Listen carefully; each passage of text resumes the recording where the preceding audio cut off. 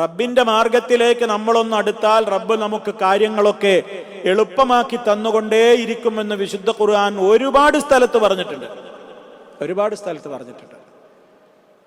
ഇപ്പൊ നിങ്ങൾ നമസ്കാരത്തിന് ഒന്നാമത്തെ സഫിൽ എത്തണം എന്നൊരു ദൃഢനിശ്ചയം നിങ്ങൾ ഒരിക്കലെടുത്ത് നിങ്ങൾ ആ ഡോറൊന്ന് ഓപ്പൺ ചെയ്ത് നോക്കൂ. ആ വഴി പിന്നെ അള്ളാഹു തുറന്നു തന്നുകൊണ്ടേയിരിക്കും. സുന്നത്ത് നിസ്കാരങ്ങളിൽ ഇനി ഞാൻ കണിശത പാലിക്കും എന്ന ഡോറ് നിങ്ങളൊന്ന് ഓപ്പൺ ചെയ്ത് നോക്കൂ. പിന്നെ അള്ളാഹു നിങ്ങൾക്ക് ആ ഡോർ ഓപ്പൺ ചെയ്ത് തന്നുകൊണ്ടേയിരിക്കും. അദ്കാറു സബാഹ്, സുബഹിക്ക് ശേഷം സൂര്യൻ ഉദിക്കുന്നതിനിടക്കും അസറിന്റെ ശേഷം സൂര്യൻ അസ്തമിക്കുന്നതിനിടക്കും ചൊല്ലിത്തീർക്കേണ്ടുന്ന ദിക്റുകൾ ഇനി ഞാൻ മുടക്കം വരാതെ ചൊല്ലിത്തീർക്കുമെന്ന് ഡോറ് നിങ്ങളൊന്ന് ഓപ്പൺ ചെയ്തു നോക്കൂ. മറ്റു ദിവസങ്ങളിൽ ആ ഡോർ നിങ്ങൾക്ക് മുമ്പിൽ ഓപ്പൺ ചെയ്തുകൊണ്ടേയിരിക്കും.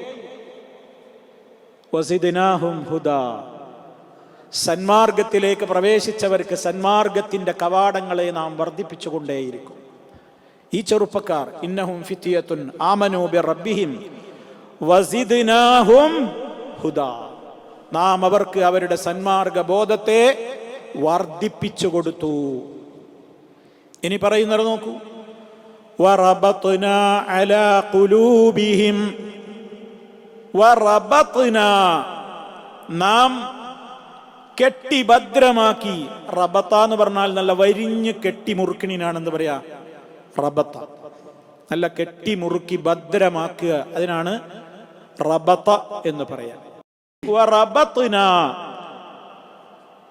അതിന്റെ പദ പ്രയോഗത്തിന്റെ അർത്ഥമാണ് ഞാൻ സൂചിപ്പിച്ചത്.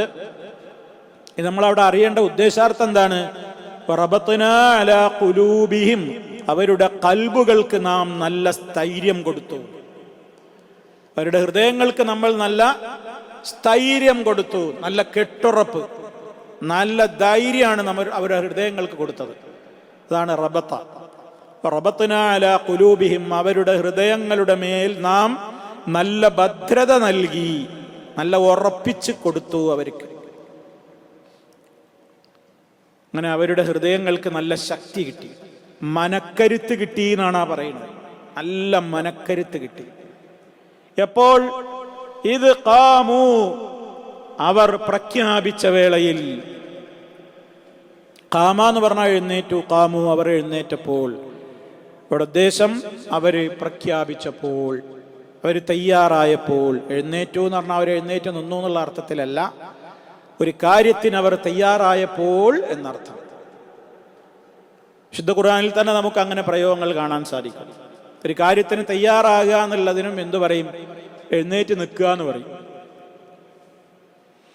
ഖുർആനിൽ നമുക്ക് കാണാൻ സാധിക്കും, ഇദാ ഖുംതും ഇലസ്സലാഹ് ഫഗ്സിലൂ വുജൂഹക്കും, നിങ്ങൾ നിസ്കാരത്തിന് പോയി നിന്നാൽ നിങ്ങളുടെ മുഖം കഴുകുവീൻ. വുളു എടുക്കാനുള്ള നിർദ്ദേശമുള്ള ആയത്തിൽ അങ്ങനെയാ അള്ളാഹു പറയുന്നത്. വുളു എടുക്കാനുള്ള കൽപ്പനയുള്ള ആയത്തിൽ അള്ളാഹ് പറഞ്ഞത് എങ്ങനെയാണ്? ഇദാ ഖുംതും ഇലസ്സലാത്തി, ഇദാ ഖുംതും ഇലസ്സലാ, നിങ്ങൾ നമസ്കാരത്തിന് പോയി നിന്നാൽ ഫഗ്സിലൂ വുജൂഹക്കും, നിങ്ങളുടെ മുഖം കഴുകുവീൻ. സഫ് പോയി ഇരുന്നിട്ട് പിന്നെ പോയിട്ട് വുളു എടുക്കണമെന്നാ? അല്ലല്ലോ. അപ്പൊ അവിടെ ഖാമ എന്ന് പറഞ്ഞതിന്റെ ഉദ്ദേശം എന്താ? തയ്യാറായാൽ, നിസ്കരിക്കാൻ പോകാൻ ഉദ്ദേശിച്ചാൽ വുളു വേണം ആദ്യം, അത് മറക്കരുത്. അപ്പൊ ഇവിടെ റബത്നാ അലാ ഖുലൂബിഹിം, അവരുടെ ഹൃദയങ്ങൾക്ക് നാം നല്ല സ്ഥൈര്യം കൊടുത്തു. എപ്പോൾ? ഇത് ഖാമു, അവർ തയ്യാറായി വന്ന സന്ദർഭത്തിൽ, ശിർക്കിനെ കൈയൊഴിക്കാൻ തയ്യാറായപ്പോൾ ഇവരുടെ മനസ്സിന് നല്ല ധൈര്യം നമ്മളാണ് കൊടുത്തു. അല്ലാഹ് പറയണം, ഓരോ ആയത്തും നമുക്ക് ഗുണപാഠങ്ങളാണ്. തൗഹീദിലേക്ക് അവരാണ് വന്നപ്പോ നല്ല മനക്കരുത്ത് നാം അവർക്ക് കൊടുത്തു. അത് തൗഹീദുള്ളവർക്ക് മാത്രം കിട്ടുന്ന ഗുണമാണ്. ഒരു മനുഷ്യന് ധൈര്യം കിട്ടുക തൗഹീദ് ഉള്ളപ്പോഴാണ്. തൗഹീദ് തകർന്നവൻ എപ്പോഴും പേടിയായിരിക്കും. അവിടെ പേടി, ഇവിടെ പേടി, മറ്റോരത് ചെയ്തോ ഇത് ചെയ്തോ, ഇങ്ങനെ ബേജാറും പേടിയായിരിക്കും തൗഹീദ് വിട്ടവന്. തൗഹീദുള്ളവന് തവക്കുലുണ്ടാകും, തവക്കുലുള്ളവന് നല്ല ധൈര്യം ഉണ്ടാകും. അപ്പൊ ഈ വിശ്വാസികളായ ചെറുപ്പക്കാർക്ക് അള്ളാഹു നല്ല ധൈര്യം കൊടുത്തു എന്നാണ് ഇവിടെ പറയുന്നത്. എന്തും സഹിക്കാനുള്ള ധൈര്യം. അവർക്കറിയാം രാജാവ് വെറുതെ വിടൂല. രാജാവിൻ്റെ കയ്യിൽ കിട്ടിയാൽ അയാൾ എന്താ ചെയ്യാൻ ആ ചെറുപ്പക്കാർക്ക് അറിയാം. അവരുടെ നാടിൽ നിന്ന് വിട്ടാൽ അവരുടെ വീട്ടിലെ സുഖസൗകര്യങ്ങളൊക്കെ പോകും, കുടുംബങ്ങളെ കൈവടിയേണ്ടി വരും, സമ്പത്തൊക്കെ ഇല്ലാതെയാകും, വീടും നാടുമൊക്കെ പോകും എന്നൊക്കെ ആ ചെറുപ്പക്കാർക്ക് അറിയാം. എന്നാലും അവർക്ക് നല്ല ധൈര്യമായിരുന്നു. കാരണം എന്താ? ഉള്ളിൽ തൗഹീദുണ്ട്. തൗഹീദുള്ളവനെ ആര് പേടിപ്പിച്ചാലും അവൻ പേടിക്കൂല. മഹാനായ ഇബ്രാഹിം നബി അലൈഹിസ്സലാമിൻ്റെ കാലത്ത് ആ നാട്ടിലെ ജനങ്ങൾ ഇബ്രാഹിം നബി അലൈഹിസ്സലാമിനെ നല്ലോണം പറഞ്ഞു പേടിപ്പിക്കാൻ നോക്കി.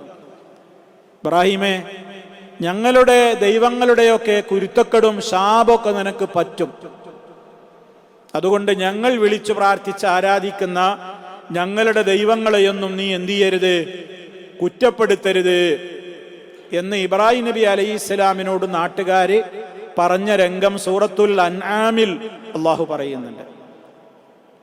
അവരദ്ദേഹത്തോട് തർക്കിക്കാൻ വന്നു. വഹാജഹു ഖൗമുഹു എന്നാണ് അള്ളാഹു അതിനെ കുറിച്ച് പറയുന്നത്. ഇബ്രാഹിം നബിയോട് ആ നാട്ടുകാർ തർക്കത്തിന് വന്നു. അപ്പൊ ഇബ്രാഹിം നബി ചോദിച്ചു, നിങ്ങൾ അള്ളാന്റെ വിഷയത്തിലാണോ എന്നോട് തർക്കിക്കുന്നത്? എൻ്റെ റബ്ബ് എനിക്ക് സന്മാർഗം തന്നിട്ടുണ്ട്. അവർ പേടിപ്പിച്ചു, ഞങ്ങളുടെ ദൈവങ്ങളുടെയൊക്കെ ശാപം, കുരുത്തക്കേട് നിനക്ക് പറ്റും, നിന്റെ മരണം നന്നാവില്ല, നീ അപകടം പറ്റും, നിനക്ക് അത് സംഭവിക്കും, ഇത് സംഭവിക്കും. ഏത് കാലത്തുള്ള ശിർക്ക് ചെയ്യുന്ന ആളുകൾ മുവഹിദുകളുടെ നേരെ നോക്കി പറയുന്ന ഭീഷണിയുടെ വർത്താനങ്ങളാണ്. നിനക്ക് കുരുത്തക്കേട് കിട്ടും, ഞങ്ങൾ അവരെ കൊണ്ട് ഇങ്ങനത്തെ പറ്റും, കണ്ടില്ലേ എനിക്ക് അങ്ങനത്തെ കുട്ടിക്കാ സുഖം, നിന്റെ വീട് ഇങ്ങനെ, നിന്റെ ജോലി ഇങ്ങനെ, എല്ലാം ഞങ്ങളെ കുരുത്തക്കേടാണ്. ആ പുത്തൻ വാദത്തിലേക്ക് പോയിട്ടാണ് ഇങ്ങനെ പറഞ്ഞ് പേടിപ്പിക്കും. ഇബ്രാഹിം നബിയെയും ജനങ്ങൾ വിട്ടില്ല. ഇത് പറഞ്ഞു ഇബ്രാഹിം നബി അലൈഹിസ്സലാം ഉറച്ചു നിന്നിട്ട് പറഞ്ഞു, വലാ അഖാഫു മാ തുശ്രികൂന ബിഹി, നിങ്ങൾ എന്നെ പറഞ്ഞു പേടിപ്പിക്കുന്നവരെ ഒന്നും ഒരു പേടി എനിക്കില്ലടോ, എനിക്ക് ഒരല്പം പോലും പേടി എൻ്റെ മനസ്സിലില്ല. വകൈഫ അഖാഫൂന, അദ്ദേഹം ചോദിക്കുന്നത് ഞാൻ എന്തിനു പേടിക്കണമെന്ന് ഇബ്രാഹിം നബി ചോദിക്കാണ് നാട്ടുകാരോട്. വകൈഫ അഖാഫു, ഞാൻ എന്തിനാടോ പേടിക്കുന്നത്? മാ ശറക്തും, നിങ്ങൾ ശിർക്ക് ചെയ്യുന്ന, നിങ്ങൾ പങ്കാളികളാക്കുന്ന ആളുകളെ ഞാൻ എന്തിനാ പേടിക്കുന്നത്? കാരണം വലാ തഖാഫൂന അന്നകും അശ്റക്തും ബില്ലാഹ്, നിങ്ങൾ ഏകനായ അല്ലാഹുവിൽ പങ്കു ചേർക്കുന്ന നിങ്ങൾക്കൊരു പേടിയില്ല എങ്കിൽ പിന്നെ നിങ്ങളുടെ ഈ കള്ളദൈവങ്ങളെ നിഷേധിക്കുന്നതിൽ ഞാൻ ആരെ പേടിക്കാനാ? അതുകൊണ്ട് എനിക്കാണോ നിർഭയത്വം, നിങ്ങൾക്കാണോ നിർഭയത്വം എന്ന് കാത്തിരുന്ന് കാണാം. എന്നിട്ട് അള്ളാഹു അതിന് മറുപടി പറഞ്ഞു, നിർഭയത്വം ആർക്കെന്നെയാണ്? അല്ലദീന ആമനൂ വലം യൽബിസൂ ഈമാനഹും ബിളുൽമിൻ, വിശ്വാസം ശരിയാവുകയും ആ വിശ്വാസത്തിൽ അല്പം പോലും അക്രമം കലരാത്തവരായിട്ട് ജീവിക്കുകയും ചെയ്തവരാരോ അവർക്ക് മാത്രമായിരിക്കും പേടിയില്ലായ്മയും നിർഭയത്വവുമൊക്കെ ഉണ്ടാവുക. ഇതാണ് ഇബ്രാഹിം നബി അലൈഹിസ്സലാം എന്ന് പഠിപ്പിച്ചു കൊടുത്തു. അപ്പൊ അത് നമ്മളും മനസ്സിലാക്കണം.